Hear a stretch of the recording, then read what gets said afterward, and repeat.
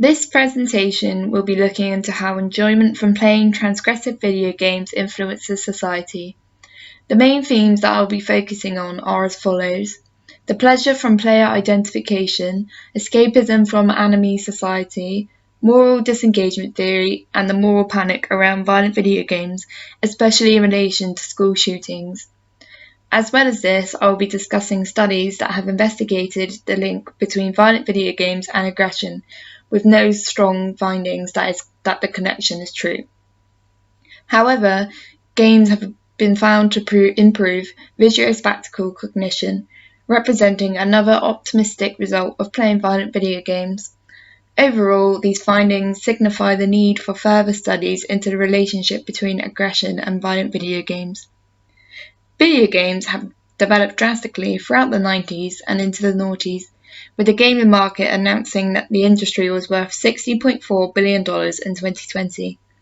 One of the major contributions as to why the industry is so successful is due to the fast-paced technological advancements that have occurred over the past 60 years, starting from arcade games in the 60s to online gaming in the 21st century that provides a variety of games with extraordinary graphics and worlds. The virtual development of video games has brought with it a more complex virtual world, which is fascinating and captivating due to the vibrant animation and the way that games look extremely like real life. For example, GTA looks the same as what a city in America would look like, with every detail down to playing another human being able to drive cars and interact with other humans within the game. Within these types of virtual games, completing challenges earns rewards with things such as unlocking characters, skills, and reaching the next level. What makes games even more enticing is how you can customize your character/avatar to whatever you want it to be. Due to this enjoyment that games provide, it has opened space to investigate why this enjoyment occurs. To start, I will explain player identification. Firstly, identification is a mental phase in which a media viewer imagines themselves in the shoes of a media figure and feels their feelings and thoughts. A study conducted by Van Loo researched into player identification, specifically avatar identification, whereby the game players embody the portrayal of the game character in themselves and engages in the character's interactions. Because of this, gamers can enjoy experimenting with different game character looks, styles, and genders to create a fantasized, optimal self-image of themselves. Moreover, this enjoyment links in with escapism, which is important in gaming because fantasized play is a way to express dreams and visions that are unable to be recreated in normal everyday life, such as the fantasized self-image. This escape route is explored in Taylor and Cohen's Escape Attempts piece, outlining that the pressure to be successful, look a certain way, and follow a certain professional path that society expects from individuals results in them searching for a means to depart from these pressures, which gaming can provide with the opportunity to outlet personal fantasy into it. To define what types of societal pressures and issues gamers need to escape from, direct kinds anime society can be applied. This theory is when a society lacks social control after being negatively disrupted, resulting in rules and regulations becoming debilitated, breakdown of solidarity, and individuals feeling uncertain about their place in society. COVID-19 is a perfect example of anime in society. It has caused an immense uproar in society where rules have been drastically changed, individuals feeling powerless and restricted with lockdowns, conflict with the government, and a catastrophic effect on education, health, and the economy.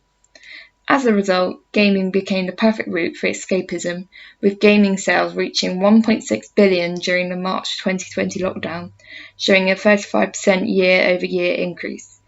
Additionally, individuals have lost their sense of control within society during COVID-19, but gaming provides another way to gain that control back.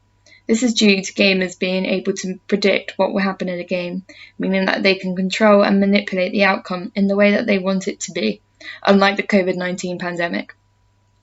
Furthermore, this links in with self-determination theory, which explains how humans desire the fulfillments that come with being successful, self-governing, and belonging within society, resulting in the rise of self-motivated behaviour.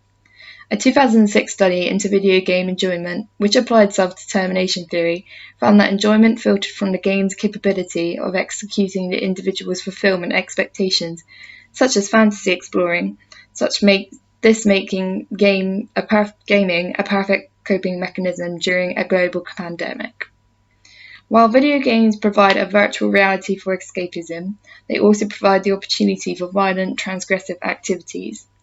Violent video games are the most popular gaming genre, with games like Doom 3 and Grand Theft Auto.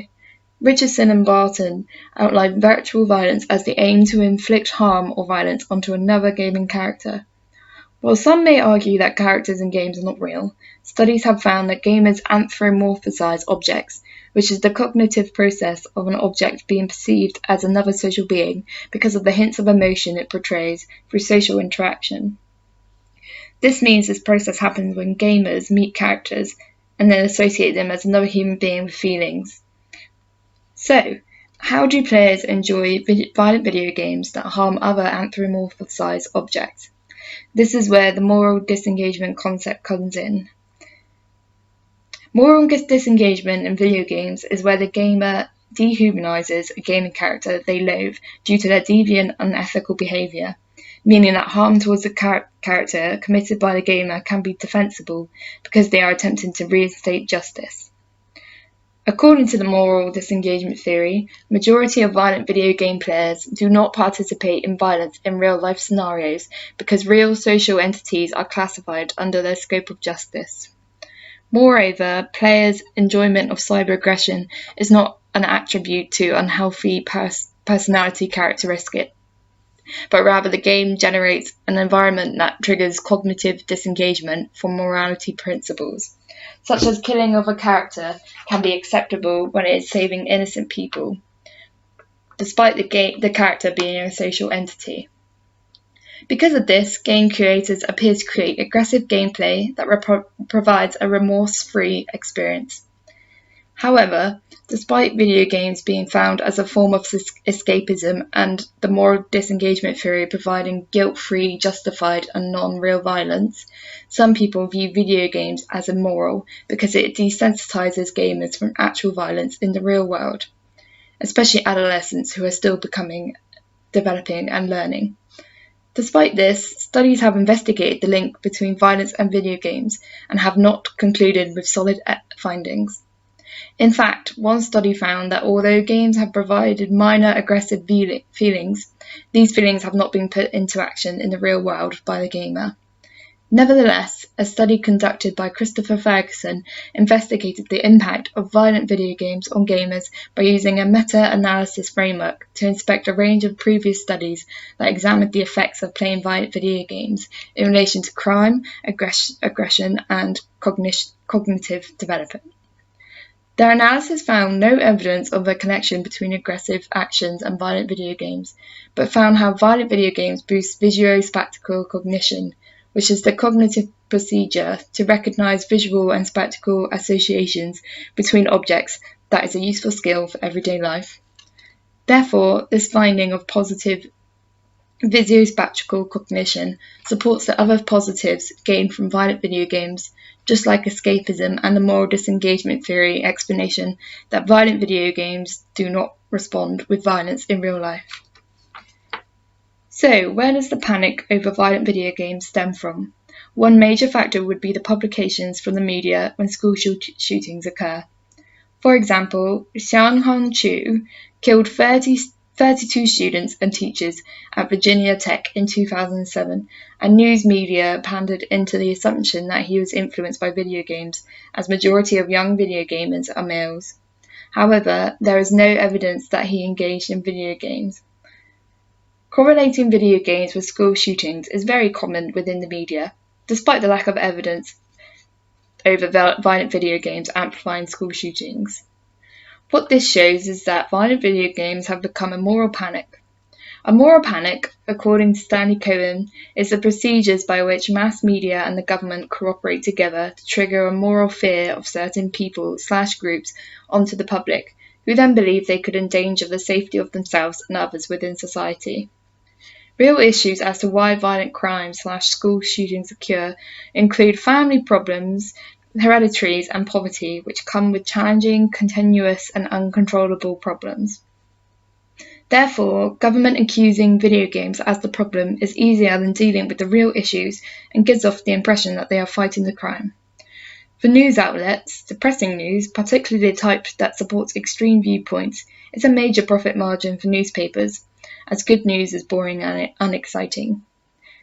This influence of the fear around violent video games to the public is somewhat new due to the technological advances of the games, meaning that majority of critics of violent video games are mainly elderly who have not participated in playing these games, who then feel a more panic around games despite not knowing the experiences felt while playing them. To conclude, I have evaluated the different effects that come from playing violent video games, with most of them concluding that violent video games are great for gratification that comes from playing player identity, escapism in an anonymous world, and guilt-free virtual violence. Despite studies trying to find a correlation between aggression and playing violent video games, the relationship was not found. In fact, one study found that violent video games improved physiospatial cognition, adding to the list of positive influences of these video games. Furthermore, a moral panic around violent video games being wicked for gamers' morality is still being perpetuated, specifically in school shootings, despite the shortage of evidence to back this idea. Because of these conclusions, the association between aggression and violent video games needs more investigation, as there is a high proportion of evidence that represents the positives of these games.